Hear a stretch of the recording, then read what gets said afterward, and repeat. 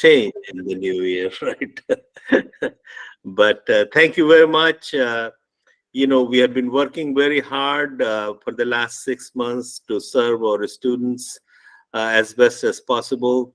I really, really appreciate everything that all our institutions of higher education are doing to serve students of Maryland. A lot of innovative work is happening.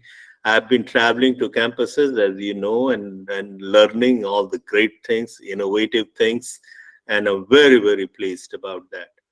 And today's agenda again reflects all the rich things that are happening in our state.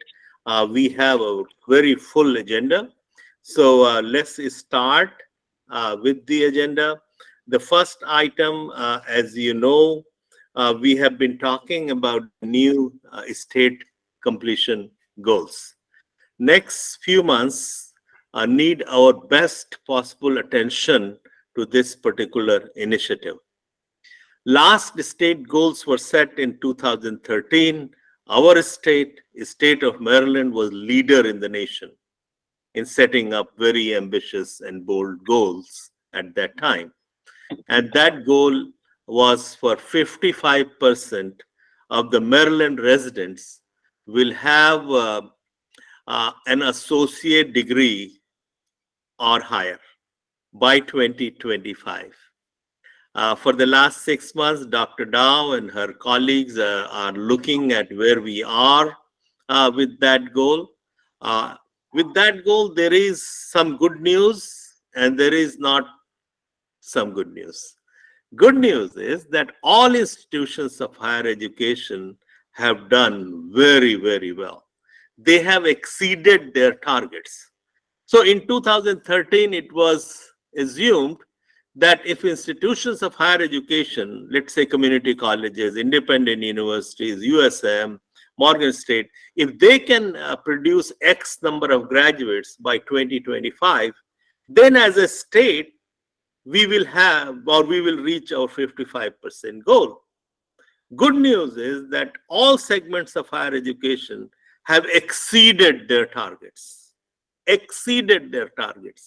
not just exceeded by a few graduates, they have exceeded by a lot. And you have seen the data and all that. So that's the good news, right? So we delivered as higher education provider in the state.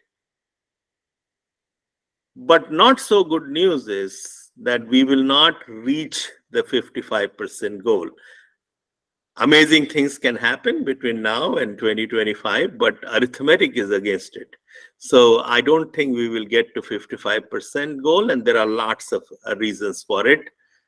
And the other, I think, the more challenging news for us is that if you look at the degree attainment gap between our minority populations, Hispanic residents, Black and African American residents, the gap is significant. It is as much as 30%. So 20% to 30% gaps between whites and Asians and Black and Latinos. That is very, very disturbing.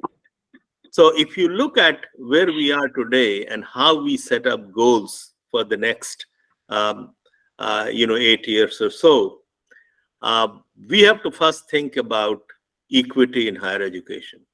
Our goals must have equity in mind, number one. Number two, while we are looking at associate degrees and higher, we also know that our economy is changing. A lot of students with certifications and other things are very productive and they are in high demand by employers. So when we set goals, we have to make sure that we are looking at those certificates and other credentials that all institutions of higher education are awarding, not just one segment. And I have asked our research team to look at, if we counted certificates and other credentials, where we will be today, right? And this is a place where all the great work that's happening, I hate to say non-credit because that's like devaluing it, right? So if we counted all that, where we will be today, right? That's an important thing. So thinking about equity-based, aligning with workforce, How do we align higher education with today's workforce needs? So digital economy, all the shortages that we are seeing, healthcare, teaching, electricians, welders, right? Cybersecurity professionals, networking professionals, cloud engineers. How do we produce the number that we need so we have a talent-rich state? Demography of our state has changed significantly in the last 10 years. And the data that just I mentioned about the achievement gap of 30% or 20% is quite significant. So we have to understand that and set up our goals accordingly. So these are things on the homegrown talent side. How can we be a talent-rich state?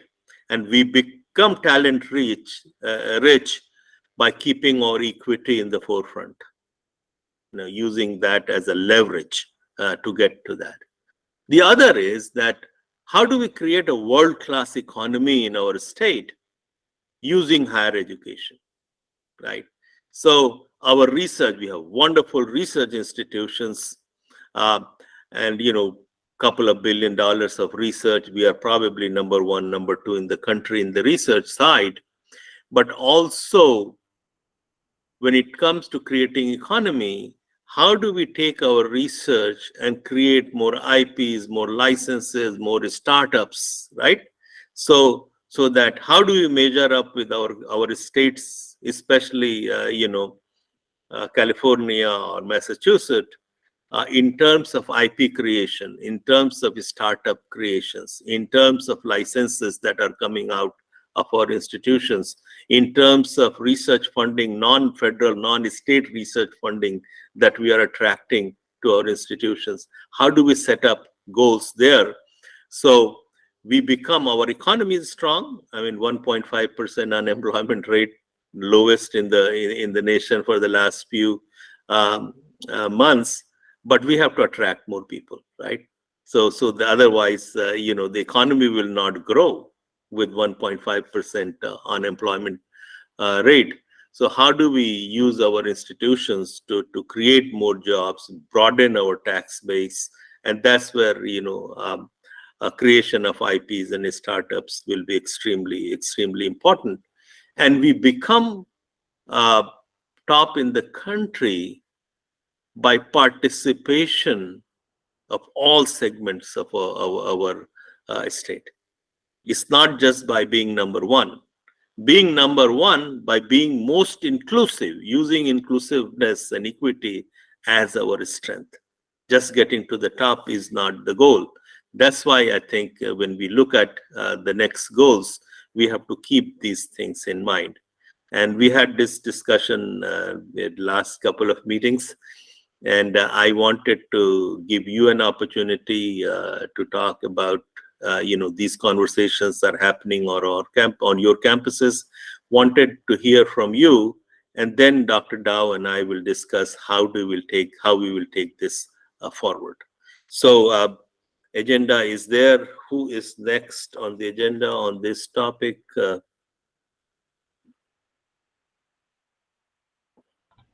University System of Maryland. Good morning, Secretary Ryan, everyone. I'm here today for Allison Wren. Nice to see everyone. The Board of Regents is very interested in tracking equity, for sure, and in our student outcomes as well as in our access. They're also interested in high quality non-degree credentials. So that would include credit varying certificates, but potentially other types of credentials as well. What's important is, how we define a high quality credential along these lines. The other thing, and we had someone from the CEO of the Burning Glass Institute speak to our regents, and he spoke about, there's a proliferation of these credentials in the marketplace, only 200 of which really seem to have any impact on jobs. And the evidence remains overwhelming that it's the degree that is most impactful for economic transformation of individuals and other kinds of positive outcomes like life expectancy, voter participation, etc.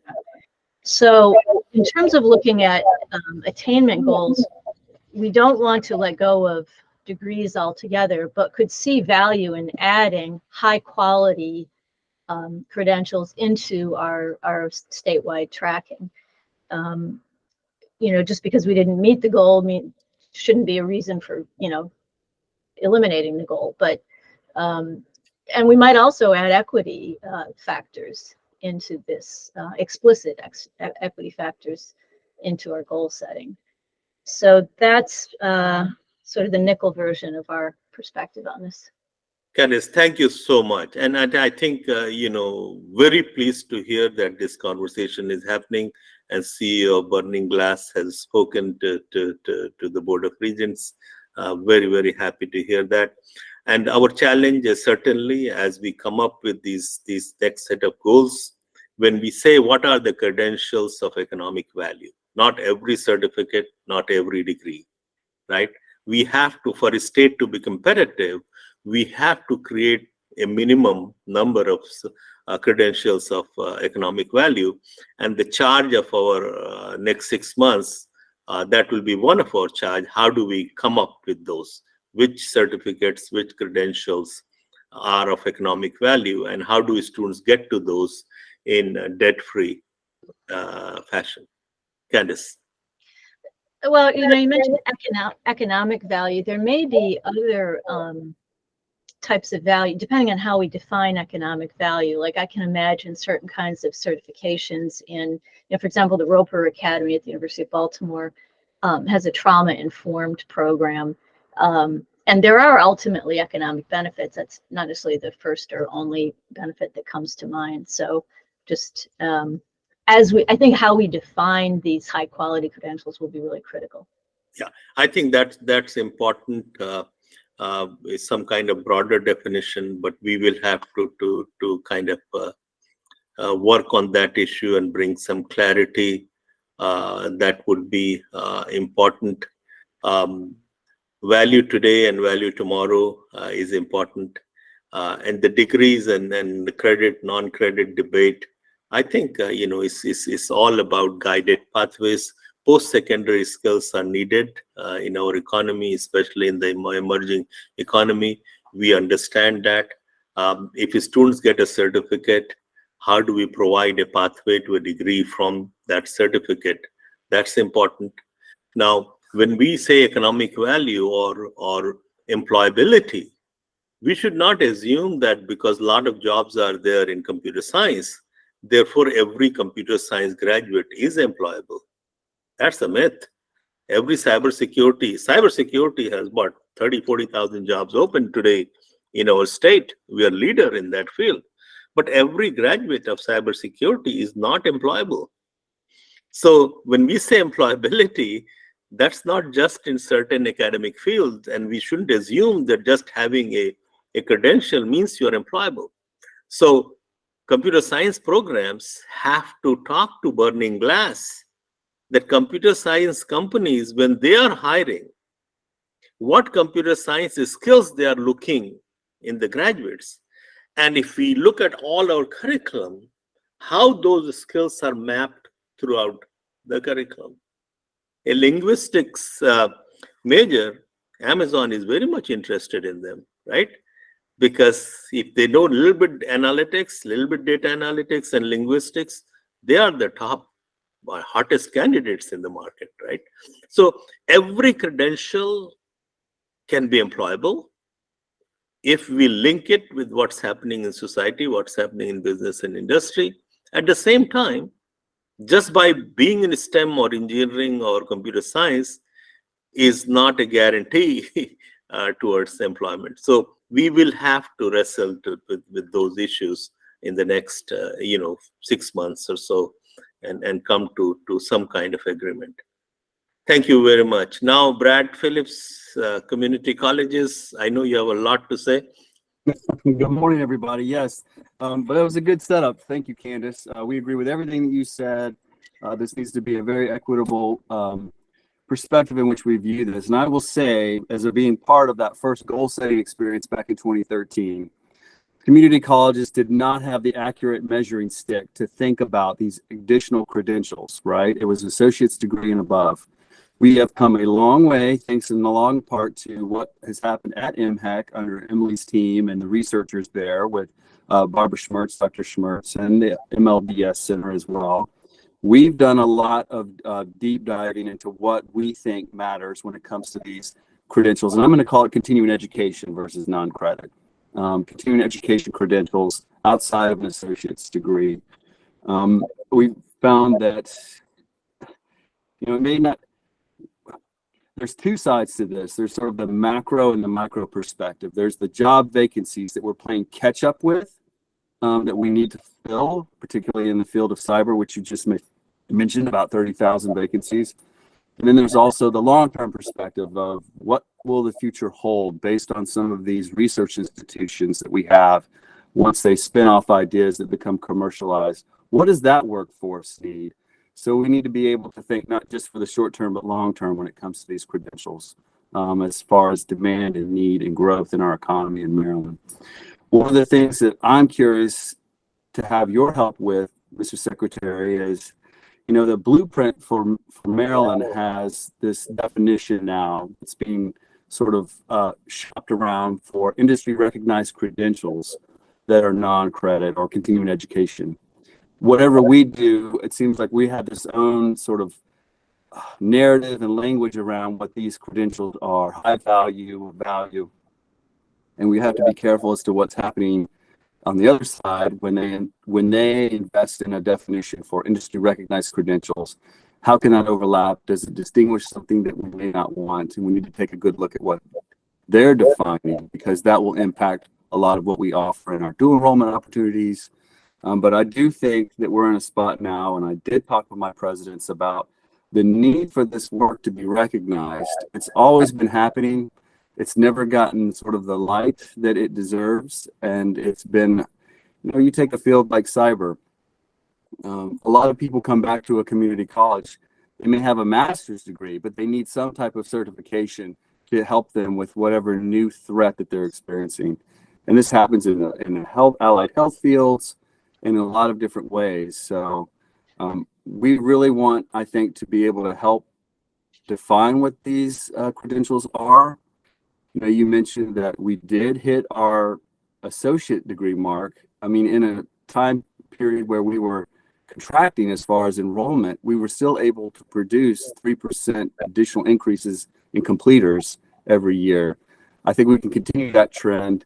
We get more attention focused on our continuing education side of the house. I think we could hit a 60% degree attainment or credential attainment goal.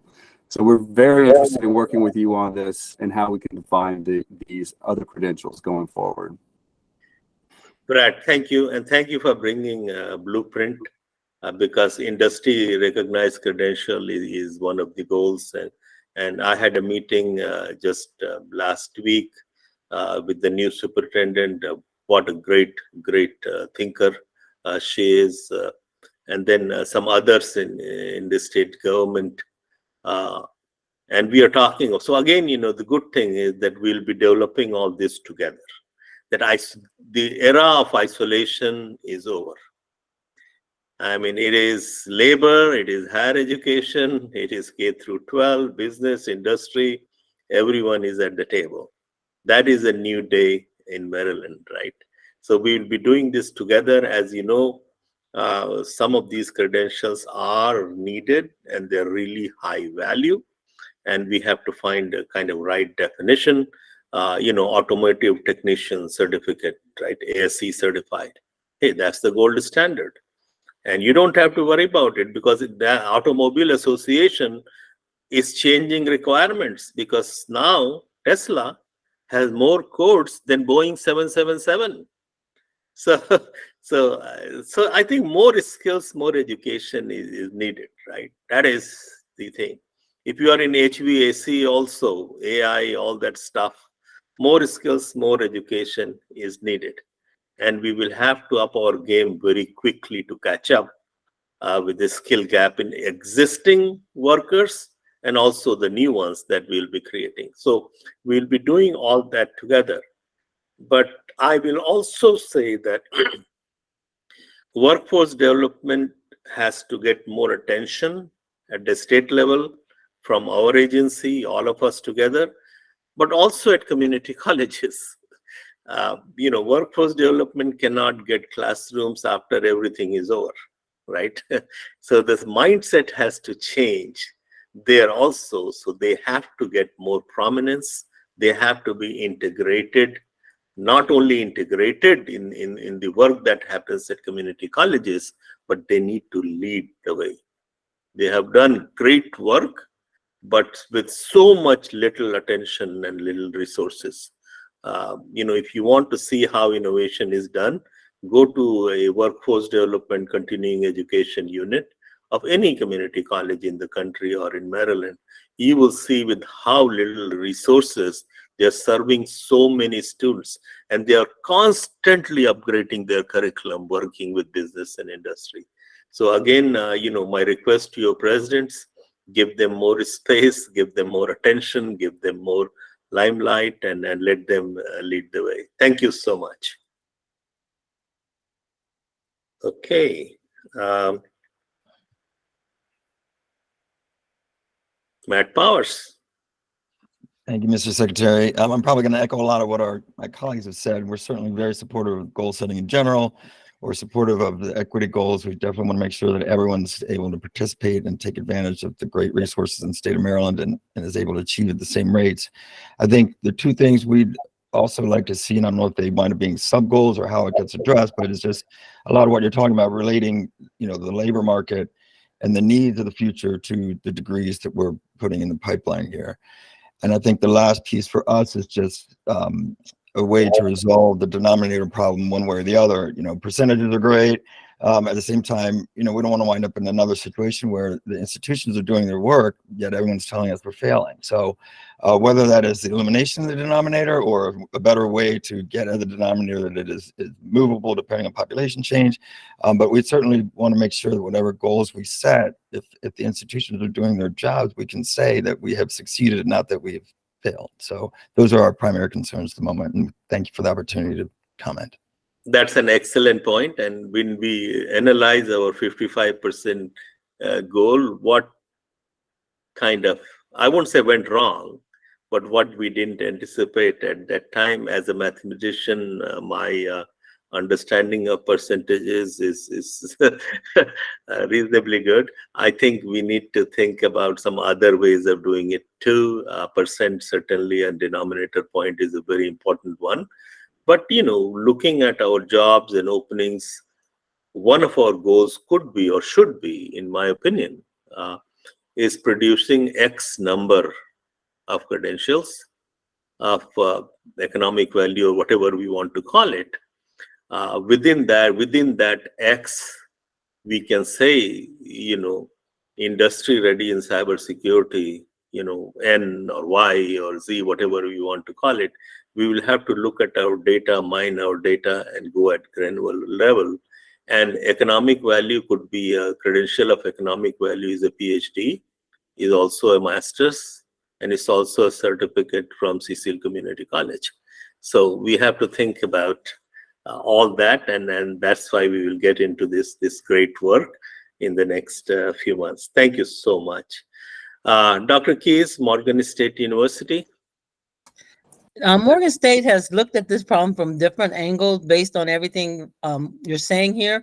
But I invited Dr. Turner, our senior VP, to speak about it a bit. She is over enrollment management and our completion goals at Morgan. So I invited Dr. Turner. Thank you so much, Dr. Turner. So glad to have you. Good morning. Thank you. Thank you, Dr. Keyes. Thank you, Secretary Ray.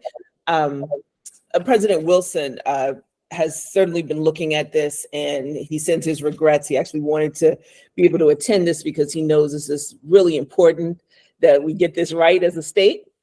And so he did share some thoughts that I'm going to now share with you. First, just as context, he wanted you to be aware that he was actually part of the process in 2013 that led Maryland to set its original goal. He is on the Lumina board of directors and their executive committee. And of course, Lumina has played a leading role in setting the nationwide completion goals and providing grant support to the states around these goals.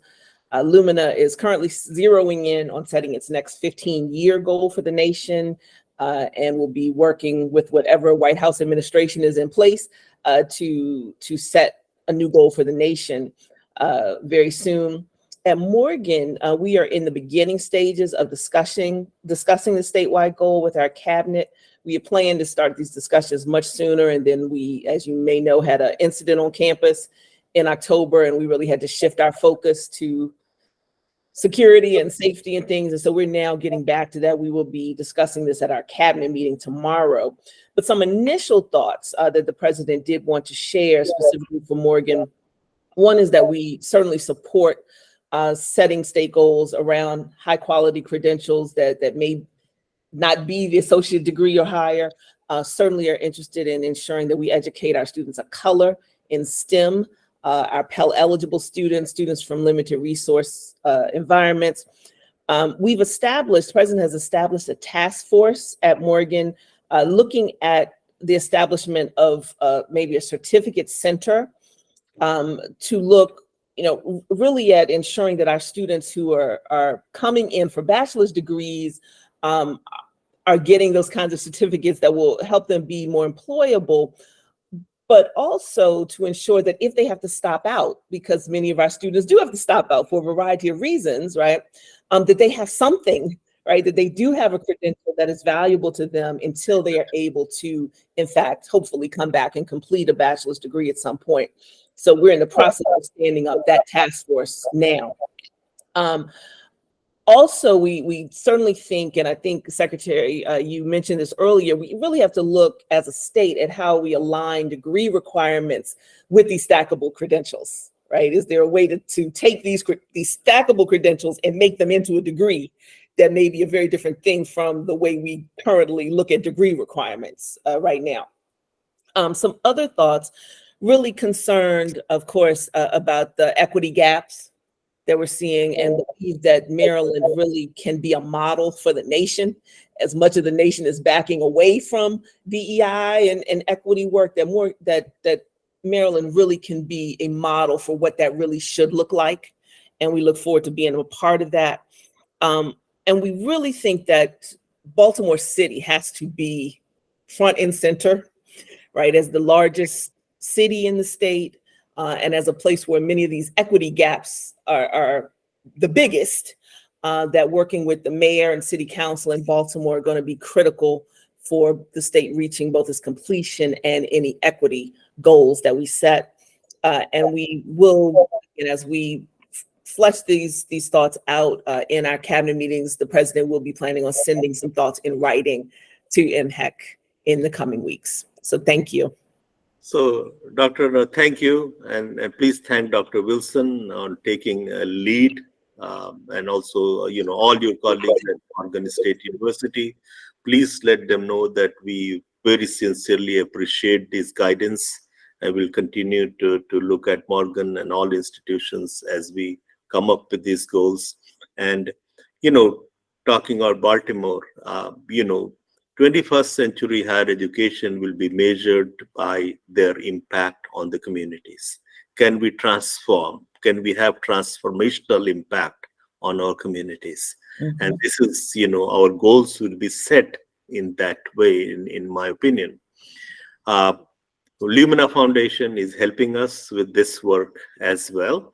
So we have our ideas, we understand Maryland, we understand our higher education, but we are taking their expertise and their suggestion as well. So they are on board with this work, and they will be facilitating this work for us. And I learned a little bit more about the artificial intelligence work that's happening at Morgan State University. I want to congratulate you for raising some of those questions. No one in the nation and no one in the world is looking at that issue with AI. Ethics has been looked at quite a bit, but No other institution, as far as I know, is looking at AI from equity point of view. The danger there is pretty serious. AI is basically, it enables computers to quickly sort through a large amount of data that a human can do. Then it mimics human thinking in making decisions and designing things. If human thinking today is not of equity based, then we are multiplying the inequities, right? Yep. So that work is important, and we want to support, and we want to be seriously engaged in that work. So again, let Dr. Wilson know that we really appreciate that work as well, and we look forward to working with all of you again. St. Mary's University.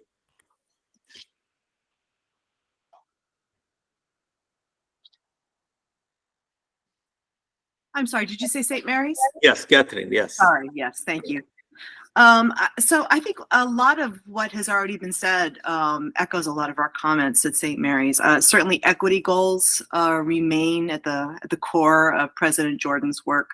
And also, a lot of what Candace said earlier today mirrors a lot of what we've been thinking about the fact that at St. Mary's, our degree program is certainly the focus of what we continue to do, but we're thinking a lot about how industry recognized credentials are value added. Those certifications, those programs continue to be how we're planning and how we're thinking about kind of the next stage, how we'll reach those goals. I think the other comment that I really wanted to make, though, is what's occupying a lot of our conversation has to do with walking the line between, as we've kind of been pointing to, making sure that there is alignment among our different institutions, the practices, the processes, the transfer agreements, but also making sure and thinking about how we all retain a kind of clear and differentiated mission. I think, what data science, what AI looks like at College Park is wildly different than what it looks like at a small liberal arts college. And so trying to really fine tune that experience for our students, what those credentials mean within the context of our regional workforce. Those are puzzles that we're really trying to think through. That's kind of what I wanted to contribute to the conversation today. Thank you. Very, very good. I think that, you take data science or any other field. I gave you example of AI. I was so impressed with the work that's happening here. There's a place for all institutions and to put their own stamp, their own mission into these programs, and how do we create these programs in innovative way. So there's a collaboration, and at the same time, you have your unique identity, your institutional identity into those programs. So I think, again, very, very thankful. Our challenge now is that how do we take these great ideas and some other things, and we create a plan for the state that is inclusive, voices of all institutions. But again, it shouldn't be a plan of higher education alone, right? So we have to think about who else should be there. And again, not having 20 different task forces and work groups, because my management style, at least, is to use existing platforms like this to get the ideas and have the conversation forward. And my suggestion is that we are all busy, but you represent your institutions here. So items on our agenda, what we are discussing here, take it back to your constituents, get the feedback, bring it here. We would certainly be working very closely with Secretary Wu in labor, then Secretary Anderson in commerce, because they bring business, industry, and labor point of view. They work with business and industries. They can bring that input here. So that will be wonderful. Again, the other research and innovation, we have to think about as we set those goals for our state, especially in the translational research side. We have to think about, how best to do that. I see that as a gap, but there are people within our institutions of higher education who are leaders in those areas. We may create a little group for that part, or if there is something else where we need a specific information, a specific guidance, we can create a group like that. So we will continue, and this discussion will be a standing item on every meeting going forward. So be prepared to come back, provide your input and guidance, and we will keep moving forward. Now, rest of the meeting, I'm giving back to Dr. Dow, and you will see in the agenda items, there are a lot of things that we are discussing. You'll see some things that are happening along those lines. Dr. Dow, rest of the meeting is yours. Thank you, Secretary Rai. Well, I'll take it up to a certain point, and then I'll turn it over to my colleague, Al Dorset. Before we move on with the agenda as outlined, I think we need to do a formal vote. I'd like to add an agenda item. I have our colleagues from the College Board, Susan McGurk and her colleague, to talk a little bit about AP changes and some recent updates. So if we could, I think we have to do a formal vote to amend the agenda. So I'm going to make a motion that we amend the agenda, add in a discussion item and presentation from the College Board. All in favor, say aye. Raise your hand. Great. Okay, so we'll go ahead and do that. So Suzanne, I'm going to turn the time over to you for a quick presentation. We can open it up for discussion and go from there. Emily, thank you so much. My name is Suzanne McGurk, and I'm Senior Director of AP Higher Education at the College Board. And I'm joined today by my colleague, Janelle Yao, who is also working with AP Higher Ed and with statewide credit policy. Emily, I'm having a hard time sharing my screen. I wonder, I emailed you my deck this morning. It's very short. Everyone who's worried about this additional section to the agenda, we're looking at about 10 minutes here. We're hoping to be very, very quick on this. But the thing I'd like to start with is I think that the earlier conversation that Janelle and I were able to listen to is actually a perfect lead-in for talking about this AP credit policy and eventually a CLEP credit policy across the Commonwealth of Maryland. Maryland is one of the states that has such a high percentage of high school graduates who earn credit for AP. They score very well. So what we're looking at is students who score a 3 or higher. With new legislation in Maryland, these students are now entitled to get credit across the public institutions in Maryland. And so Janelle and I are glad to work with institutions and with MHEC specifically, but we also want to bring attention to a couple of new exams that may not have been on people's radars last year when the legislation passed. And so many of the institutions do not have these 2 new AP courses in their credit policies yet. And these are important ones, so we want to make sure and bring attention to those. The first one we want to talk about is AP Pre-Calculus. This is a brand new course for us. It is in high schools right now, so it launched this school year. It serves a twofold purpose to help students prepare for calculus, whether that calculus is going to be in high school or whether they're going to wait and take calculus in college. This course also can help students who maybe they're never going to take calculus. Maybe this would be the last math course they would take, depending on what math award is given at the college. So think about bringing a student, a non-STEM student, into your institution who have their math requirement complete.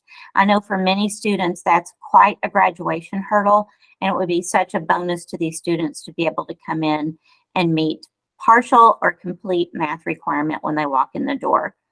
This course has had the largest launch in the history of College Board. We're very excited about how many students are in this class, how many schools are on board with it. And what we're seeing is we also have some schools who have replaced all of their pre-calculus with AP pre-calculus. So every student taking pre-calculus at a high school would have an opportunity for college credit. This is something that we really think is a game changer in terms of AP, to think of it in terms of AP for all and not just AP for honors students. we're not going to go into the units here and talk about a deep dive of math curriculum. We just want to give you the highlights and hope that you can take this back to your institution so that they can think about adding pre-calculus to the credit policy. Emily, if we could go to the next slide, I just want to kind of give you a visual of how big this was. In 2003, we had 21,000 students in the inaugural year of AP World History. In 2017, we had 44,000 students. These were both record breakers at their time. So we can go to the next slide, Emily. This shows you how many students are in AP pre-calculus across the country. And we're so excited. We want to make sure that these students have some expectation of being able to get credit when they arrive on your campuses. And we're glad to give more information. We'll have our emails at the end of this. You certainly can reach out to us for more information. And I'm going to turn it over to my colleague Janelle now to talk about AP African American Studies. Thank you, Suzanne, and thank you, Emily, for allowing us to come in and speak. These are two courses that Suzanne and I are always excited to talk about, mostly for the access aspect for students. If you have not been familiar with AP African American Studies, it is one of our newer AP courses. This is a very rich and robust introductory college level course studying the history and culture of African Americans in the United States within the context of the African diaspora. As an African American Studies minor, I love hearing our course development team talk about this course and just the intentionality and the forethought that really went into building such a rich curriculum for students. A lot of times this course is referred to as a history course, and it is often corrected that this is very much interdisciplinary. A lot of context will be put into the course for students to look at this through a lens of political science, geography, art history, literature. So they're really studying this culture through various lenses, and really will help students if they decide to continue to pursue African American studies or just any discipline within the humanities. We can go to the next slide. We just wanted to really show you just an overview of the work that has been put into the development of this course. As I mentioned before, that team has worked really hard working with the different reiterations of the course. We have released a final operational framework, so you might have heard of that last month that we came out with that. I will be happy to drop that in the chat for anyone who wants to just really go into the nuts and bolts of the course and everything that is included, because as I said before, it's a very rich course and we do not have time to go over everything today. But a couple things we wanted to highlight. Early development of the course started in 2021. Suzanne and I serve on the AP Higher Ed team. That team convened faculty in the discipline as well as in those other fields we mentioned, political science, art history, and they all came together in 2022 to have a higher education symposium for African American Studies.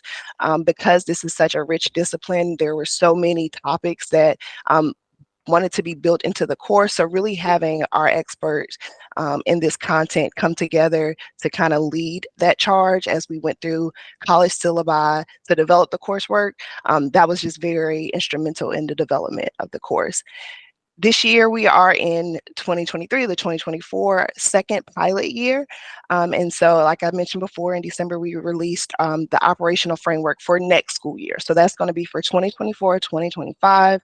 Oh, sorry, 2024, 2025, it will be available to all students within the United States. And in 2025, it will be launched internationally. So really excited with the progress that this course has made. At the end, we will let you know how many students in your state of Maryland are currently participating in our pilot 2-year, but we are hoping that many more will join in when we are fully operational next year. We can go to the next slide.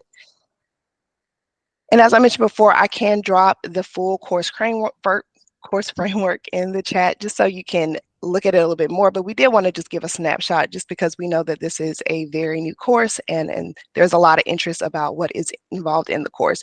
So the course spans over 1 year and is breaking into 4 units. The course development team decided to continue to show students the information chronologically, but to do it in themes. Research showed them that this is how students are able to grasp very diverse and rich curriculum as a course like this in a way that they can actually process and understand the information. We wanted to just highlight the skills that students are going to be receiving and really building while taking this course. They're going to be working on applying disciplinary knowledge. They are going to really focus a lot on source analysis. That is going to be a daily part of their courses. You'll remember from that first slide that students are going to be looking at art, they're going to be looking at legal documents, they're going to be looking at so many different things to help them understand the history and the culture of African Americans. And so that will be a daily part of their coursework, but it also will help them if they decide to take any college rigor courses in the future while in high school, and of course to be successful as they are working in the college setting. And then also those students will, because they'll be doing some research, they will have a part built into the course where they will be able to present. And so being able to defend, have oratorical skills is a big part of this course too. So argumentation is another skill that they will develop while in this course. And then finally, we just wanted to show you guys some numbers of how many students are currently participating in these pilots. AP Pre-Calculus is currently in 90 high schools in Maryland, and AP African American Studies is in 32 high schools. So those students will be taking their exam for the first time this May, and your institutions will be receiving those scores in July. So Suzanne and I really felt that this was really timely. So we thank Emily for inviting us to go ahead and put this on your radar, knowing that your institutions will be receiving these scores very soon. Suzanne, you wanted to add anything? I think the only thing I'd like to add is the legislation in Maryland does require for credit awards for scores of 3 and above. And what I would really like to implore you as you think about how to award these credits is to give meaningful credit for scores of 3. This really will help with your equity issues, especially in the academic realm. The students who tend to score 3 are students who sometimes come from under-resourced high schools. The students who score 3 are going to do fine in those next courses. The data, the research is always there, but we want to make sure that we're not just giving a bunch of elective credit for scores of 3 and leaving a program and major requirement credit for scores of 4 and 5. That really defeats the whole purpose of trying to elevate students and give them meaningful reward for their rigorous high school work.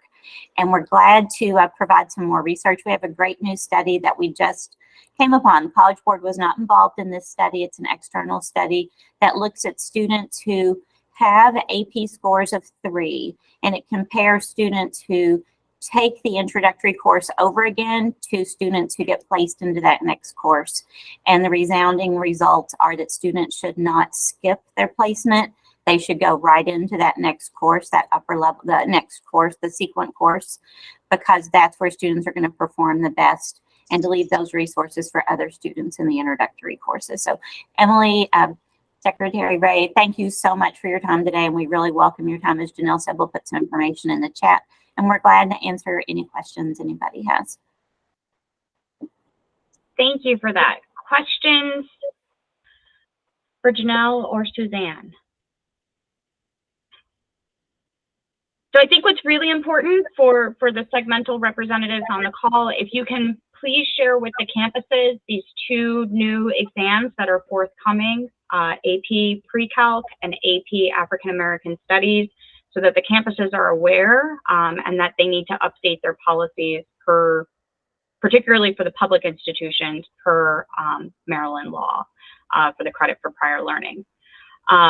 Additionally, College Board has shared with us some segmental level data on students taking AP exams, your campuses getting those exams.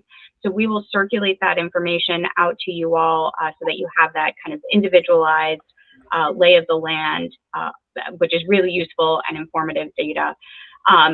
Suzanne, Janelle, I hope it's okay. They can also provide institutional level reports.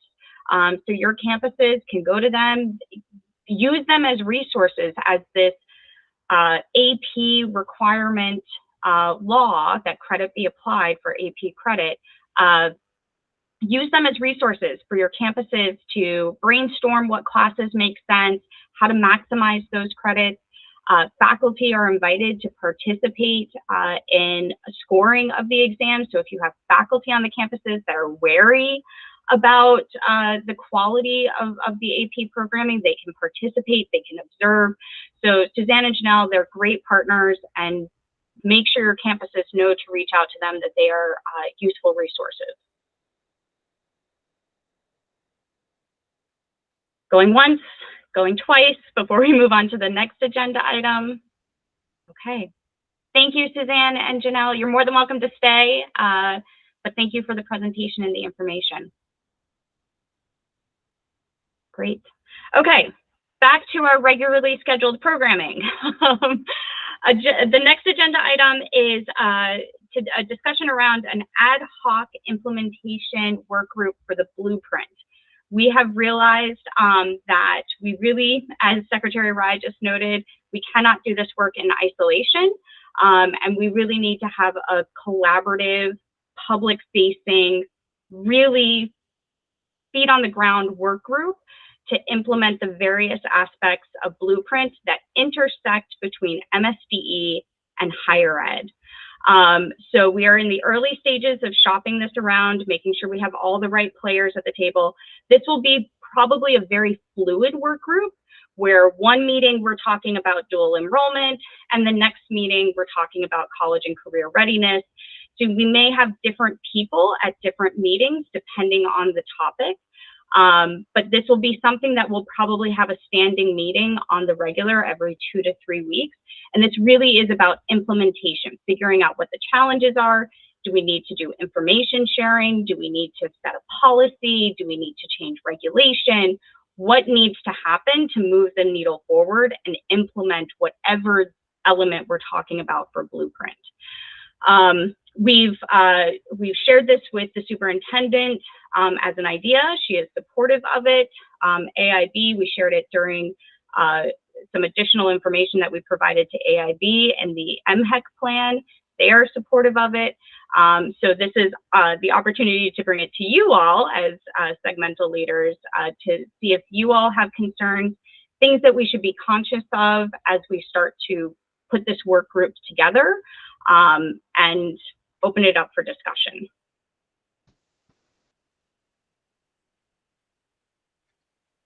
Sure, Candace. I think this kind of discussion is critical. There is still no clarity around college and career readiness standard, or I like to call it the kind of pre-indicator. This impacts the USM admissions policy ultimately. Dual enrollment, lots of questions around dual enrollment. I mean, our policies can accommodate it, but it's the actuality of that. And as we think about, you know, returning to our earlier part of the discussion, when you talk about industry recognized credentials in dual enrollment, what does that mean? So there are a lot of consequences for the 4 years, and I think we can't communicate enough almost with K-12 on this. Absolutely. Yeah, so we are envisioning that superintendents will be at the table. Certainly the CTE committee will be at the table. High school counselors. Really, this is an expansive work group, and again, will be fairly fluid depending on the topic or issue being discussed at any one particular meeting. The intent of the work group is really information sharing and figuring out who needs to do what and overcoming whatever challenges are presented. So we're trying to figure out right now who's going to run these meetings. Certainly it'll be MHEC and MSDE as the primary entities, but who specifically we're trying to figure out. And once we get those details down, then we'll kind of get into a rhythm and get some meeting dates on the calendar and start working through these issues. Secretary Ryan. Yeah, so Candace, thank you for those questions. And this is why this group is coming together. So like USM has questions, others have questions, getting our questions there and coming up with answers that are mutually acceptable. College and career readiness, we have some idea on the college readiness side, but career readiness is still quite a bit an open question. So this is a group that will work and make sure that all issues whether it's admission related and others, are at the table, and we get those clarified there. Thank you for raising that. Thank you, Matt. Sure, thank you. This is great, super supportive. Glad to hear it's coming together. I'm just a little bit curious if you can explain how it came together. Is this, are we encouraged that the new state superintendent is sort of more interested in engaging with higher ed? Is that the genesis of this? I would say the genesis of this is that we realized, we being MHEC realized we cannot do this in silos, and we cannot, it's one thing for me to go and have a conversation with the dual enrollment folks at MSDE, but that conversation really needs to be happening in a much more inclusive environment. Same thing with teacher preparation. I applaud Nancy Shapiro and others in pulling together the education deans and directors, but some of that we're going to have to engage with the HR directors at the LEAs. And so then, okay, we got to pull them in. And so it's just recognizing that there are these entities out there that are trying to do the same thing. We're just not in the same space talking together. But certainly the superintendent seems supportive, wants to have ongoing collaboration, sees the value in that. So that is exciting. Brad. Much. Yeah, this is encouraging. It's nice to hear. My questions are around being an ad hoc committee work group, who the membership will be. There's so many questions here. It's very heartening to know that we're coming together, but also what will the feedback loop be? I mean, this is really sort of the big blur that's happening between high school and college. And a lot of people have a lot of ideas about how that should come out. I mean, how you measure. Are there going to be multiple measures for college and career readiness, even though we may not know the career readiness aspects of this? So we very much care about some of the outcomes of this work group. Will segment heads be a part? Yeah, so I don't want to get too ahead of myself without really kind of fully vetting some of these ideas with MSDE. But what I imagine these meetings will look like is we have a topic at hand or something that we have to implement between our two agencies, figuring out what the challenges are, clarifying expectations. Do we need to collect data? Do we need to change a policy? So it will be open discussion, and then almost homework at the end of the meeting around next steps. Who needs to do what? Do we need a guidance document? Everybody knows what they need to do and we're good to go and we move on. So I think that's the style of the meeting that we will have. And then absolutely Segmental, you all will be invited and expected to attend. But again, you may not be the people on the ground to inform the issue or provide feedback or indicate next steps. Does that help, Brad? Yes. So like I said, it'll be a bit fluid. Again, each meeting will kind of focus on a different topic and therefore different people. But I think the challenge for our two agencies will be figuring out really targeted agendas so that we make sure we would say in an email, listen, we're going to talk about teacher preparation and HR and loan assistance repayment programs. And we need to bring all the people, so everybody needs to tell everybody that that's the topic of the meeting and bring all the people who know about those issues together. And one thing I will add from my side that I won't sign anything that's not data informed. So, this is not, what one or two people think how things should be. Unfortunately, higher education often makes decisions that way, right? There are states across the country, they have done different things. We have ample, rich data available there. We have done a lot of innovative things here. We have that data available here. It's time to learn and be guided by all that, not ignore the facts, right? So we have to think about that. And certainly the equity lens will be very important as we move forward with these things. I also want to be clear, thank you, Secretary Ride, that it will not be a policy decision-making group. It's a group to discuss issues, but then each of our agencies would go through the appropriate channels to change regulations, to issue out guidance documents, whatever it may be. So this is just really that's why I think we want to call it an ad hoc, because it's meant to be discussion, it's meant to be inclusive, but it is not a policy decision entity. We would go through our traditional channels should something need to change, but this will be the first step in pulling together the information, gathering perspectives, gathering data, figuring out what we need to do to implement the thing. It is like the old P16. Yeah, I imagine. Yeah. Yeah. Okay. So more to come. Like I said, we're still kind of working through various elements of this. We will probably start it during legislative session. So I'm cognizant that we will all get pulled in different directions, but I don't think that our first meeting can wait till the end of April, particularly because there are decisions that need to be made for the next academic year. So more to come. And as the Segmental Advisory Council, you'll be kind of our primary resource to get the information out, spread it to the campuses. We'll work with MSDE to make sure the right stakeholders there, and when appropriate. So if you see a topic and you're like, make sure this organization is part of this conversation, please tell us so that we can make sure that there's an explicit invite.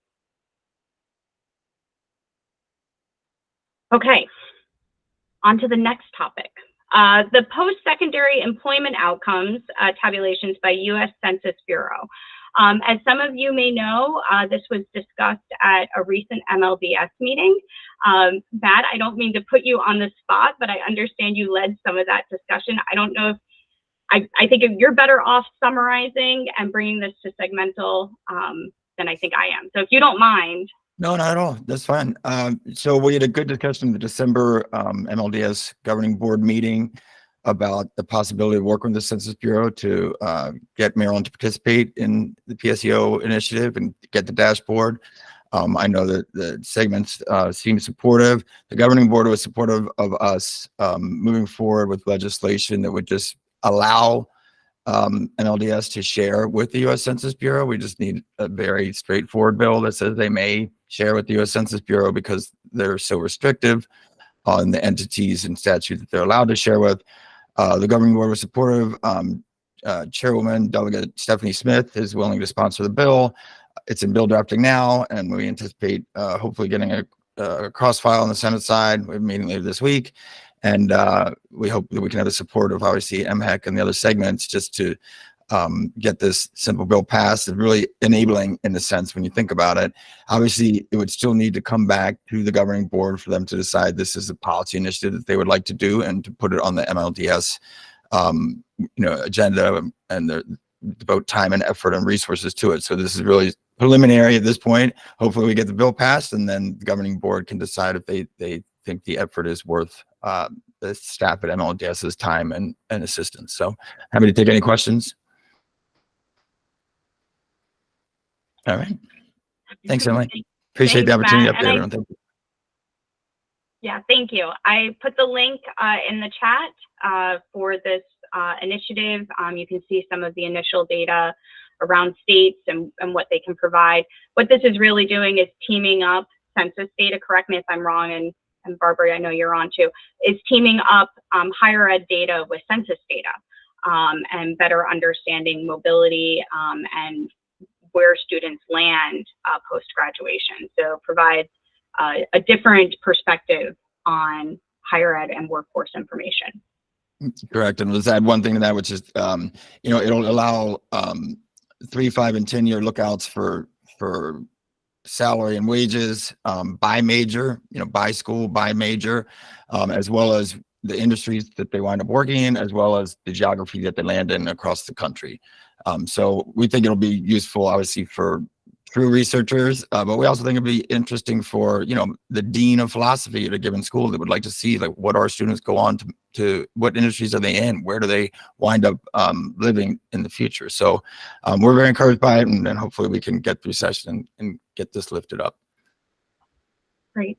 Thank you. And I know Barbara Barbara Schmertz on our team has been talking with some other states in terms of how they've been able to leverage their participation in this. So more to come on that front as we think through what this means for Maryland.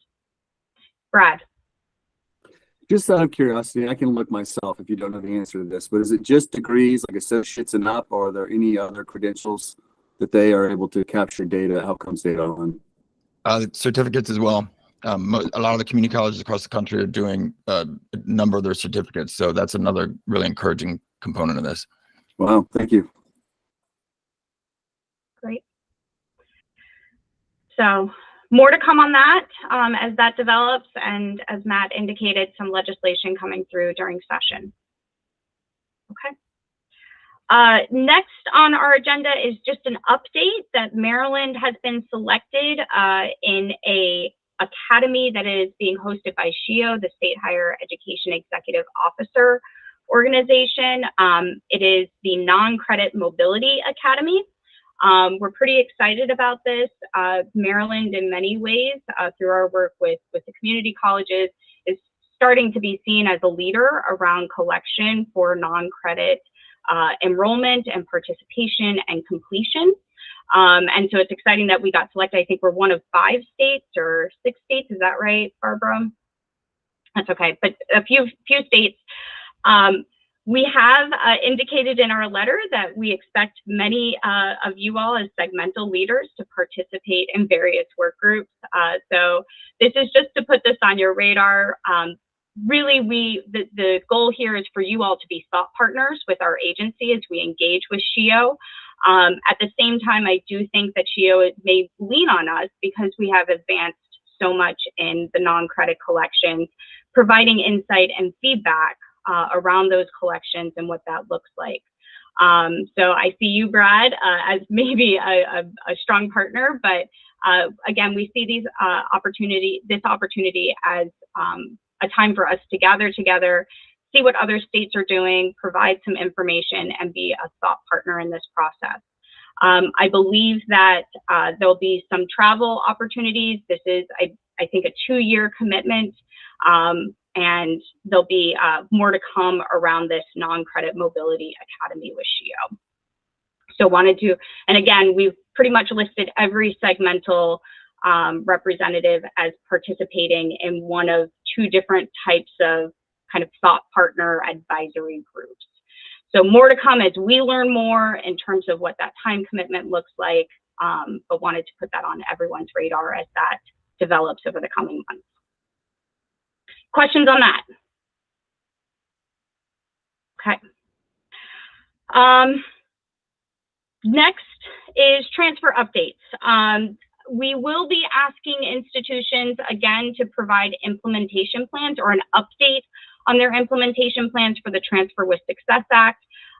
Just 1 to 2 pages, where they're at, what the challenges are, what still needs to be accomplished, questions that they may have, challenges that they're facing with our regulations so that we can get that information. We can start to think about what we need to do around that front. At the same time, we will be convening a small work group to finish out the last bit of this data collection and the file layout. We got kind of caught up in a lot of things when I mentioned this at our last meeting, but this is happening. It will be coming soon, and it is coming down the pike so that the campuses know what they need to report for the next round of data collection. This information will be helpful to better understand the process, where students may be slipping through the cracks, and really where courses may not be aligned. I do want to compliment, I know USM and MAC have been working closely together around faculty affinity groups over the past year to do basic course alignment for intro courses, 100 and 200 level courses. So I applaud that work. I know, Candace, you have been leading that charge. So that has been great, and I think will help hopefully alleviate the denial of credit significantly over the next year or two. So requests for implementation plans will come out this week. For the public institutions, please be aware of that and circulate it out to the campuses, just so that we can get a better sense of where campuses are. Candace. How long do they have to complete the report, the plans? As of right now, we have it drafted for the end of the month. But we can talk offline if you think they need a little bit more time. Yeah, it kind of depends on, what you need. I think one thing that would be helpful to them, I think the first time they submitted implementation plans, they weren't sure if they were kind of being evaluated, like, should we get feedback on them? So if it's really just a check-in, if you can convey that, I think that would be helpful. And, particularly on, that you're looking to highlight what are the difficulties of implementation and any kind of interpretive challenges that might be out there. I know there's a query waiting for you to reply. And I know there are a lot of technology challenges across 2- and 4-year institutions. Sure. So perfect. Definitely will relay, try to ensure that the communication, it is intended to be a check-in. How are things going? And tell us where you're finding some hiccups. Yep. Okay. The last thing for me before I turn it over to Mr. Dorsett is Brad. I wanted to comment. I noticed that you said a potential partnership with the Aspen Institute on the agenda. I was curious about that. Yes, I am so sorry I skipped over that. Secretary Rye, do you want to highlight that?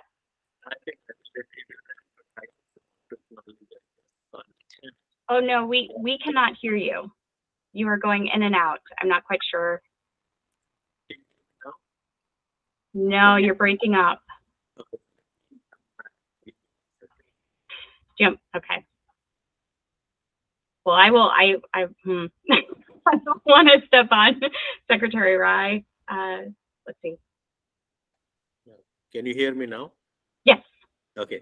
So first of all, I just saw in the chat that Morgan State University and St. Mary's have also joined that. So that's wonderful conversation with MAC, so that, all institutions are working closely. I'm very happy about that. And I will let you talk about Aspen, then give me 30 seconds after you have done with Aspen. I want to say something there as well. Sure, Secretary Rye. So Aspen has approached us at about a potential collaboration that comes with some funding to bring together really senior presidents of campuses to be far more strategic around transfer. You may have heard us talk in previous meetings about the concept of dyads or triads and the success that has been seen in other states when a community college and a 4-year institution really pair up and they become true partners for students and the seamlessness as well. So really pulling presidents together to talk about a strategic statewide initiative and make sure we have senior leadership on board when it comes to transfer and supporting the collaborations between and among our public, particularly our public institutions. Matt, you will not be left out of this. You will be part of this, but particularly because our legislation focuses on public institutions. But know that it's not just publics. So we're in the early stages of talking through this with Aspen, thinking about educating them on Maryland, where we're at, the institutions that we have in our state. And so we'll know more in the next month if we are selected as a state to participate in this funding exercise. Again, this would be another kind of 2, even 3-year engagement. with Aspen. They'll come, they'll provide technical assistance, they're going to host events, they're going to bring in other institutions to talk about the challenges and how they've overcome it. So they will be the thought partner for us to throw out ideas, see what works, see what doesn't, and collaborate with them. So Dr. Dow, thank you very much. And I think that Dr. Dow is being very conservative here. It was a very competitive process and it's still not over. I think Dr. Dow and I have to go through another round of, shall I say, questioning or interview or competition by the funders. It's being funded by the Dell Foundation. They want to understand, how serious Maryland is about solving this transfer problem. A lot of people are interested nationally because, that is, if we look at ROI in education, cost, all that, I think this is a very important puzzle. And they want to see state's vision, state's interest, and also interest in the leadership of institutions of higher education. Office transfer institution is outsourced within the institution to some department chairs or some one office or one person. And leadership involvement is not there as much as it should be. So they want to see whether people like me and the presidents of all institutions, are they personally engaged? Are they personally providing leadership or guidance? Or they're just listening and reading the reports, right? So how can we be proactive to look at? That's the only way to address. And I personally think that Maryland, because of our new law and because of our collaborations that are already happening, I think we have an opportunity to turn the corner here in the state of Maryland, but also provide a leadership nationally on this issue. Now, I know that Matt Power, you are, I tell you, in terms of articulation and transfer, I have been on the other side. Great partnership exists with the independent institutions, and that will also be part of our highlight in this space. So thank you. And again, also the Mobile Credit Academy, that's also a competitive process. It's not just you just get picked 5 in the country, right? So a lot of background work happens. Everybody wants to be part of this because all this is coming with external resources. So again, great work by Dr. Dow and her team in getting us to this level. Thank you, Secretary Rai. Candace.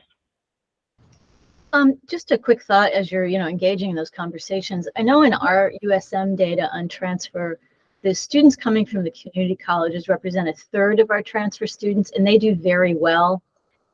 The system challenges for transfer are with the students who don't come from Maryland community colleges, but they're kind of the churn folks, if you will. And I just think that, as we look at policy and improvement, that's important, because if you just look at our community college to 4-year pipeline, independent or public, we're doing very, very well. It's the folks that move around a lot that are a bit more of a policy and funding and tracking challenge. Candice, that's a very, very good point. Again, looking at the data is important. The students who are coming from Maryland community colleges, they are doing well. But as we are going to set up success matrix. How do we know that this transfer is working in Maryland? Part of that success matrix will be credit loss. How many credits they are losing, the GPA, and a lot of other things, and how many transfer students we keep in Maryland. We don't want to lose our students to other states generally, but why lose transfer students, right? But we are losing transfer students also. So we want to understand why, and the matrix that we will determine will have all those components.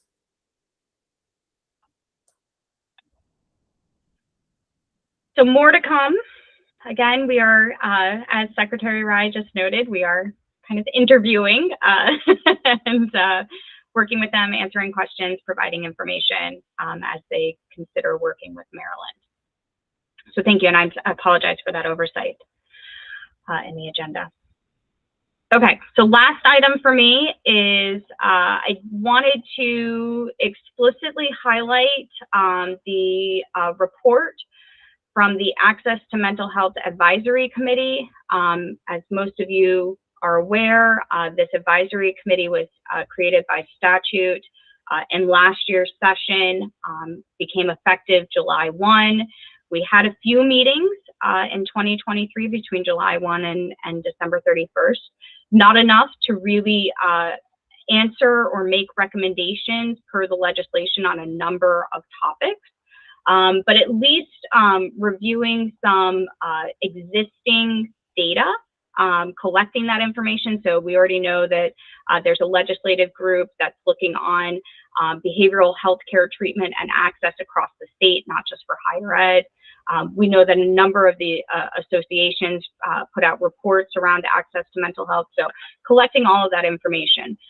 What I want to highlight and just again explicitly share with you all so that you're aware, the group did identify some existing challenges when it comes to mental health and access to mental health for our college students. First and foremost, adequate funding. The counseling centers are often considered auxiliary services. Not every campus in Maryland even has health services, let alone mental health services. So some narrative around funding, some narrative around hiring and retention challenges. This is more of a reflection of the industry, that oftentimes it is easier for, or it's more lucrative for a mental health professional to go into private practice than to necessarily work on a campus. And keeping those mental health professionals retained is also a challenge. Infrastructure, provision of mental health services on college campuses requires significant coordination across different entities, and the challenges that the directors and mental health professionals face when they're trying to provide services to students. Again, just the general availability, the counseling centers don't exist on every campus, and even if they do exist, they're not open 24 hours a day. And then the increasing severity of presenting concerns, issues around increases in suicide, increases in general mental health concerns, and that has put an increased demand on our existing counseling centers and being able to provide services to students. So I just wanted to highlight that. What the group has decided is that they will spend this year, 2024, really working through recommendations, pulling this apart, making very concrete recommendations either to MHEC, the General Assembly, or to institutional governances to decide to increase the access to mental health services for students. All of the segments are represented on this committee. You have all been great in identifying the appropriate representatives. This group will meet once a month for the entire year to develop this second report that will have, again, more concrete recommendations. But wanted to put this on your radar so that you were aware of this report and the plan for this committee moving forward. Questions on any of that?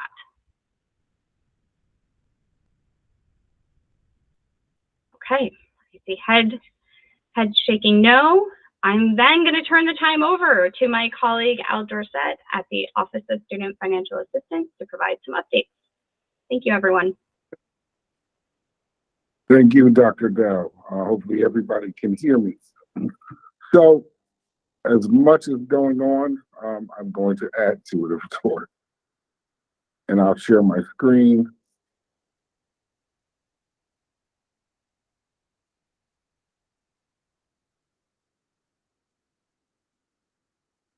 So one, the FAFSA is available for the 24-25 academic year. This is me logged on to the federal student aid.gov webpage where parents and students would log on themselves. As an individual does their FAFSA, you'll see that I kind of started doing a little bit of different things, just playing around with it over the weekend. So you'll see the draft that I have. Once it's completed, my activity will show that I submitted a FAFSA. So individuals will be able to see their activities. Of course, the federal government with the new FAFSA form has hit some hiccups, and they've provided a web page which I've given over to our communications department for us to share with individuals of different open issues that they have with the FAFSA. Key issues we will see is that a married student or parent who does not provide their spouse's information before living the 24-25 FAFSA form will not be able to complete the form. If the parent contributor hasn't entered a value for income taxes paid greater or has entered a value for income tax paid greater than their AGI, it will not allow them to submit it until that is corrected. So there are different things on the FAFSA that are some hiccups that the federal government is looking into, if those should be hiccups or if those need adjustments, but it is open for individuals to be able to utilize it. Additionally, the federal government has given some different updates that they keep updating on, and I've provided this link to our communications department to share on the screen that I'll show you next.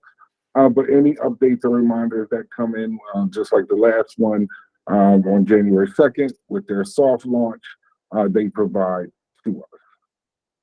And MHEC has provided or created a page information on the FAFSA delay, which if you click on, it comes to this page, where we just give information on the FAFSA delay, some information, and then we also have some different questions or areas of concern that we saw that individuals have that individuals can see and look upon. So unfortunately, the FAFSA or the ISA, the Institutional Student Information Record, will not be available to institutions or state agencies until the end of January. So at this point in time, there is kind of no report on how many FAFSAs have been completed yet. Really, the federal government is reaching out to state agencies to see if we can provide them kind of per state once we start importing the ISA records to see how many students have done a FAFSA. So more information to come on that. Additionally, MHEC has moved to a MHEC One app, which will not only replace the mitzvah, but will allow students to apply for all programs at one time. This is a sample of a student and how it's set up currently. A student will see the MHEC One app right here. We are going to add some more information on there. We're working with the vendors. This is scheduled to be released the week of January 15th. So we have been diligently working to have this ready. Once the student selects yes, so what you will see is a major difference from what a student is usually seeing with the MDCAP system. Our original system was developed by a different vendor than the current Interclips vendor that we currently use. We asked the Interclips vendor to really show us what they can do, not following kind of the guide of what the old antiquated system was, but showing us a stronger, greater presentation of what they can develop through them. So key information of welcome, some information for the students indicating that students who are eligible to do the FAFSA are not required to do this MHEC One app in order to be reviewed for eligibility for the GA, EA, or Promise Awards. Of course, Promise Awards are moving over to the community colleges, but we also indicated that. Also telling students that they can apply for multiple programs, indicating to students that are undocumented that they must complete this app in order to be considered for the EA or GA or even Promise. And then giving the new deadline where we've extended the completion deadline for the FAFSA and the MHEC One app to June 1st, 2024 for this upcoming 24-25 academic year. Once the individual selects yes, certain information will be populated in here already based off them creating an MDCAP account. The individual will ask certain questions like if they're a Maryland resident, if they moved to Maryland, if they are eligible for in-state tuition, and if they're attending a Maryland institution. Now this is key. Because we have so many programs, about 27 plus programs, that we do have programs in which students are not in school, they are looking for our loan repayment program. So if an individual does answer no, so that they will not be attending an institution, then what will happen is when they move to the next one, it will only show our loan repayment programs for that individual. However, if the individual does say yes, and they indicate that they are attending an institution, but they are not eligible for in-state tuition, when they move to the next one, it will show only certain programs based off that student's eligibility. And the student can go back and forth. As you'll see right here, student can go here, say yes, and then move back again and say, no, I'm sorry about that. We're still in our test system, so that's why we're running into different issues at different times. So for this student who indicates yes. Al, before you move on, I have a question about that particular field. Yes. Because if you're a high school student, you're not currently enrolled in an institution in the current or upcoming year. Let's say you're a junior. Does that kick them also to, like, I guess I'm just, will they miss any financial aid opportunities that might be eligible for them? Like part-time grant or? If a student's a junior, they wouldn't be eligible for any of the programs. For nothing. So this is, are you attending an institution in the current or upcoming year? So if you had a senior, they would indicate yes, that they're attending an institution in the upcoming year, and it would look at them for programs. But if you're a sophomore or a junior, you would not be eligible for any of the programs that we have. Even for a GA or anything like that, where you're eligible in 10th grade or? So this is different from our Next Generation Scholarship Program. Our Next Generation Scholarship Program is a separate application that we've moved to and put it on the MDCAP system. And we are diligently working with the nonprofit organizations to take them through that process. That's a totally different process. Okay. I'll go back to being quiet. No, any questions? I want everybody to understand. So once the individual clicks here, what you'll see here is that an individual can go through and select any or all programs. If an individual is not looking at any programs, but they're not eligible to file a FAFSA or want to be considered for EAGA, they can just select this one. However, if an individual wants to be selected or wants to be reviewed for other programs, then they will select those programs. And going into it, once they select those programs, questions will be asked to them based off what programs they will actually, or the questions that are associated with those programs. So we look at current, future schools, what schools they'll be attending. Once they answer yes to that, or they answer those questions, then we ask them if they're eligible to file a FAFSA. If they say they're eligible to file a FAFSA, it does not ask for any income or any information that would be on the FAFSA. If they say no, that they're not eligible to file a FAFSA, then we'll have some other questions to ask them based off the MITSA and eligibility guidelines regarding that if they file taxes or either the student or their parent or guardian filed taxes in the past 3 years. If they indicate no to that, it will still allow them to go through the application, because prior to that, when the student tried to complete a mitzvah, if they answered no to that question, that student could not move on, and found a lot of students very confused about that. This will allow us to run reports to see how many students actually are undocumented students, but were not eligible or did not meet the guidelines of the MISFA or Maryland State Aid based off those individuals not filing taxes for 3 years or any other reasons such as. And I won't take you through the whole thing, but as I said, if the student answers yes to the FAFSA, it will just ask them specific information on their program and keep going to those programs that relate to it. So a lot of it follows the FAFSA as well, so that if a student is a undocumented student, we can calculate that student's SAI. But where we're hoping here, where we're pushing here, as we do this campaign and we have our first communication that we're pushing to go out this week, in identifying individuals about it, let them know, or telling them to create an MDCAPS account if they don't have one, and that more information will come. But the push is a lot of students apply for programs but don't know about all the programs.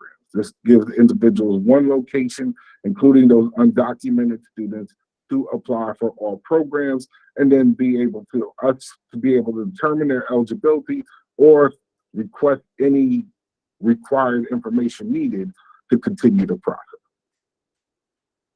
Any questions on that?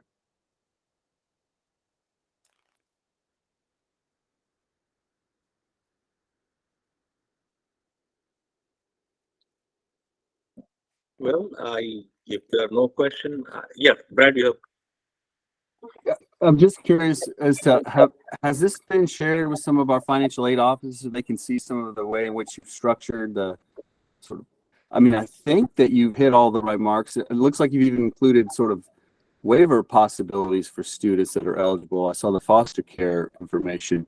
I just don't know enough about the intricacies about all of your 27 plus financial aid programs. It's rolling out on the 15th. Have they been briefed or are they aware of what's coming, I guess? So we have sent out a communication as of last week to tell them that it's coming. We will go over this during our FAC meeting to share it with them and provide that information with them as well. Last piece that I just want to indicate is that we are past the fall semester.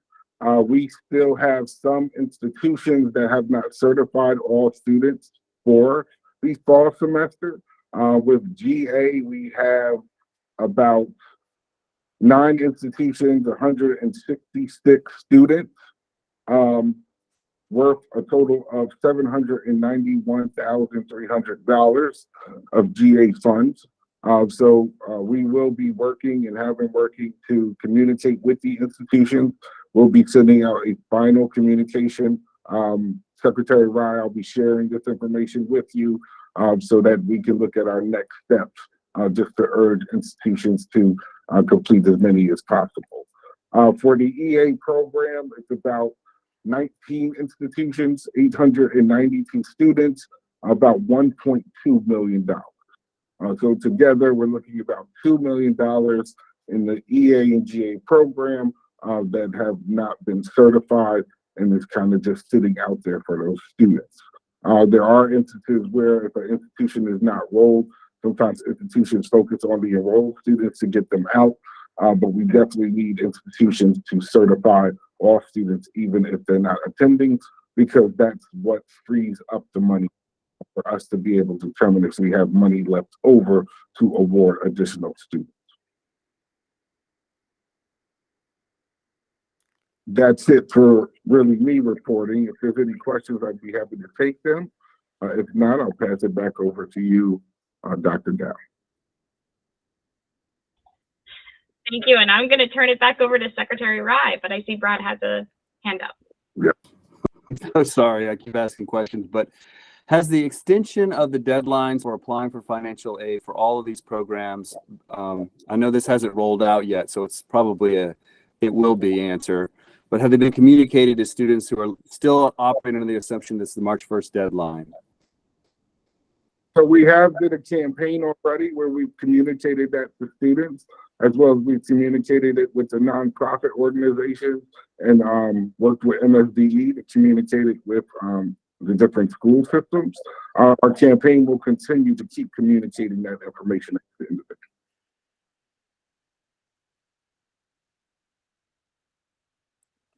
So thank you, Al and his team. They're busy. They're doing a really tremendous amount of job. Secretary Rye, you're breaking up again. I'm sorry.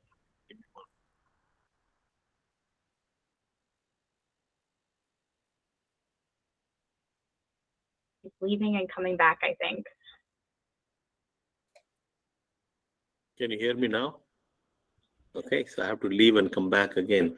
No, thank you to Al and his team for wonderful work. That's a team, our Office of Financial Aid. I have to tell you, they are shorthanded. They have, over the years, the number of programs they run have been doubled almost, and the staff resources, they have some challenges. But in spite of that, they have done a wonderful job. One application is just an amazing things that they have done. And then they are also in the process of replacing MD cap system, humongous $20 million project that will be entirely a very different and very user-friendly experience for our students. Wonderful. And the changes in FAFSA deadline and all that, they have been busy talking with all this, communicating with the students, school districts, non-profits, and everyone else. So Al has done, his team has done a number of workshops in that area. So this is all commendable. And I want you all to kind of work on your campuses. We need some information like students who have been awarded GA and EA grants. The certification is important because $2 million are sitting at the table. If those students are not continuing, if they are not at those institutions, these funds can be given to other students who are in the queue for those fundings. So some reminders have been sent, and we will send one more reminder about asking for your support with the certifications. The larger issue is this. Federal government has a really, in my opinion, a very laudable and appreciative effort. They are trying to make the FAFSA process easier, number one, but more importantly, they want to make sure more students are eligible for these financial resources. Financial barrier is number one barrier. We all know that. So just in Maryland, until the old FAFSA, we had about 13,000 students eligible. Now we have 20,000 students eligible. Just in Maryland, if 30,000 is increased to 7,000, what is the percent increase, right? It's quite a bit, right? So we have more students eligible. That's a good news. Now, what we have to do and what Al and his team is doing and what you all will do, help these students access these financial resources in an easier way. Whenever a humongous change like this happens, there are issues. This is a complicated project for federal government, so they are doing their best. And if we can all step up in the transition and help students, I think that will be very good. So for these 20,000 students who are eligible for financial dollars, we want to make sure that every student in Maryland gets these dollars and comes to one of our institutions, right? So let's see how we can be creative in making sure they access post-secondary education through these funds and they remain in Maryland. Because, a good percent of these students will not go to any institution, and some may go outside Maryland, right? So what can be innovative way? Can we offer admissions? All these 20,000 students are admitted at, X institution. Warwick Community College knows these many students are there in my community. I'm offering them admissions. Wouldn't that be an encouragement to go and do the paperwork, right? So we will have to think ahead, and I think each institution should think how to do that. But all of you, let's bring this to your leadership and see what can be done. So, a lot of institutions are complaining about financial process and this and that. No, how can we benefit? What is new here? More students, more dollars. Let's think about that also, how we can benefit from that, not just complain date has changed, this and that, right? It happens, right? I mean, they are doing great work and we should be appreciative of that. And let's see what we can do to make sure these students benefit from that. Again, thank you for your time. Dr. Dow, is there anything on the agenda that we have not covered? No, just any member updates, anything for the good of the group, anything that we've missed?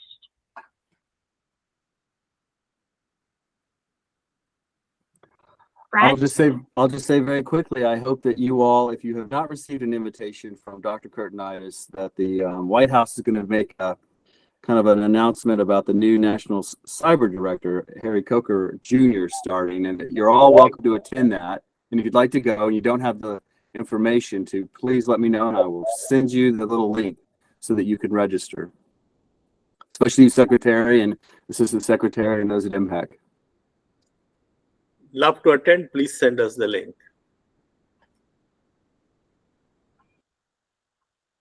Thank you, Brad. Anyone else? Any other updates? You know, the semester is starting soon, if not already, for some of the campuses. And legislative session starts on Wednesday. I believe our next segmental meeting is tentative, based on what's going on during legislative session, if there's something that we need to discuss. Otherwise, we will meet definitely in April, post-legislative session. But with that, I think we're good, Secretary Rye. Thank you. Thank you, everyone.